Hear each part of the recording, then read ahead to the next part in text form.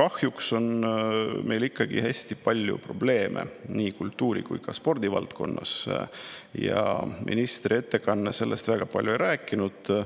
Natuke me puudutasime neid siis küsimuste-vastuste voorus, aga samas tahaks siis ikkagi rohkem tähelepanu neile pühendada. Alustaks siis kõige põletavamast probleemist, need on kultuuritöötajate, treenerite madal palk. Seda me väga hästi teame. Me kõik teame, et kultuur, need ei ole hooned, need ei ole mingid asutused, kultuur on inimesed. Ja Eesti kultuuritöötajad, olgu nemad siis muuseumis, rahvamajas, raamatukogus või teatrilaval, annavad sisu meie kultuurilisele identiteedile. Aga ometi nende töö ei ole vääriliselt tasustatud. Nagu me teame, täna on nende palga alammääraks 1600 eurot bruto. Ja nii juba aastast 2023. Ka meie kultuuriministri poolt esitatud ülevaates jääb see probleem mugavalt kõrvale. Palgatõusust ei räägita otsasõnu, jällegi küsimuste-vastuste voorus sellest rääkisime, aga kui hakatakse kokku panema eelarve aastaks 2026 ja siis kultuuritöötajate palga alammäär jääb ikkagi samaks, siis ma arvan, et tegemist on juba katastroofiga. Ilma korraliku palgata see süsteem ei püsi elujõuline. Me ei saa eeldada inimestelt professionaalsust, pühendumust ja loovust, kui samal ajal on nende palgatingimused alla igasugust kriitikat. Ja see tegelikult tuletab meelde olukorda politseinikega, päästjatega, piirivalvuritega, õpetajatega, samamoodi ka treeneritega, et nende palgatõus, viimane palgatõus oli siis aastal 2023. Samal ajal me saame aru, et inflatsioon ja hinnatõus on vahepeal olnud nii kõrge, et näiteks kaupade hinnad 2 viimase aasta jooksul kasvasid 40% võrra. Ja see kasv jätkub ja me mäletame, et ka käibemaksumäär tõuseb. Nii et väga tahaks loota, et aastaks 2023, kui me räägime sellest pikaajalisest arengustrateegiast, on kultuuritöötajate töötasu ikkagi väärikas ja motiveeriv, sest praeguse valitsusega me selles küsimuses vist eriti kaugele ei jõua, aga võib-olla siis tegelevad selle teemaga aktiivsemalt järgmised valitsused. Veel üks probleem on spetsialistide järelkasv ja tööjõu hoidmine, et ministri ettekandes oli minu meelest vähe käsitletud tööjõu probleeme kultuuri- ja spordivaldkonnas. Me teame, et noored reeglina neid erialasid ei vali. Madal palk, ebastabiilsus, kõrged ootused peletavad eemale. Meil pole piisavalt noori treenereid, muuseumitöötajaid, kultuurikorraldajad. Minu kolleeg Aleksei Jevgrafov oskab näiteks rääkida sellest, kuidas Narvas ja Ida-Virumaal laiemalt on treenerite osakaal, kes on juba pensionieas või siis varsti sinna jõudmas, ligi 80%. Ja mis saab siis, kui nemad hakkavad valdkonnas lahkuma, et keegi seda ei tea. See on selline vaikiv kriis, mida Eesti 2035 pikaajaline arengustrateegia ei tohi ignoreerida.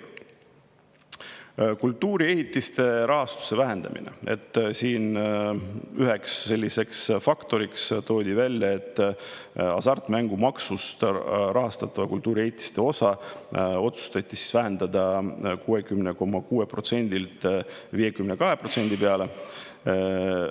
Ja kuigi väidetavalt suunatakse vahendid sisuliste tegevuste toetamiseks, nagu oli öeldud, siis tegelikult seab see ohtu oluliste kultuuriobjektide renoveerimise ja rajamise. Ja kui kultuuriobjektidega riik vähemalt mingil määral tegeleb, viimane hea selline värske näide valitsuse ja Riigikogu tõhusast koostöös selles valdkonnas on Eesti Rahvusringhäälingu uus maja, mille ehitus on juba käimas, ja samuti võib meelde tuletada kas või Rahvusraamatukogu täisrenoveerimist, siis spordiobjektidega on olukord minu meelest täiesti lootusetu. Viimaseks suureks spordiobjektiks riigi osalusega oli jalgpallihallide ehitus erinevates Eesti omavalitsustes, mis sai teoks tänu Keskerakonna algatusele, kui meie erakond oli riigis võimul. Ja kui me vaatame aastasse 2024-2025, siis rohkem neid halle keegi ehitada ei kavatse. Samal ajal räägivad erinevad liidud ja spordiorganisatsioonid sellest, et on hädasti vaja suurt spordihalli, kuhu mahtuks 10 000 pealtvaatajat, et Eestis puudub korralik 50-meetrine ehk niinimetatud olümpiaujula, kus saaksid treenida ja võistelda meie tippujujad. Täisrenoveerimist vajab Pirita velodroom, on puudu jäähallidest ja pallimänguhallidest, et see nimekiri on väga pikk ja riik pole aastaid spordiobjekte rahastanud. Tuleb meelde, kuidas Tallinna linn ja Vabariigi Valitsus rahastasid koos Kalevi staadioni renoveerimist, aga see oli aastaid tagasi ja jälle sai teoks paljuski tänu sellele, et oli algatud siis, kui Keskerakond oli peaministripartei. Nii et probleeme on neid päris palju. Kultuurielus osalemine, ühest küljest räägitakse, et osaletakse päris korralikult, teisest küljest vaatame, et mis on meie ambitsioon näiteks selles osas. Et minister rääkis, et kultuurielus osalemine näitaja on kasvutrendis, aga kui vaadata eesmärke, võrreldes aastaga 2023, tuletan meelde, et me oleme juba aastas 2025. Et Kultuuriministeerium plaanib parandada seda näitajat aastaks 2030 1% võrra. Et praegu on siis, mitte praegu, aga aastal 2023 oli 79%, aastal 2030 võiks olla 80%. Minu meelest on see hästi väheambitsioonikas eesmärk ja sellega peab kindlasti midagi ette võtma. Ja nagu statistika näitab, on kultuurielus osalemine üldiselt kõrge, aga samal ajal on väga suur maakondlik erinevus. Et väiksemates omavalitsustes ei pruugi olla isegi ühtegi aktiivset kultuuriasutust, rääkimata erialaspetsialistidest, ja see suurendab lõhed piirkondade vahel ja süvendab ääremaastumist. Madal liikumisaktiivsus, sellest on väga palju räägitud. Jällegi, võib-olla eesmärgid on sellised ambitsioonikad, aga me väga ei liigu nende poole viimaste aastatega. Nii et siin peab kindlasti hästi palju mõtlema selle peale, et kuidas siis tagada seda, et eelkõige meie lapsed, noored liiguksid rohkem, aga ka täiskasvanud inimesed, sest sellest sõltub ju ka meie rahva tervis. Nii et olukord paljuski on kriitiline, aga loodame parimat ja siis vaatame tuleviku optimismiga. Aitäh!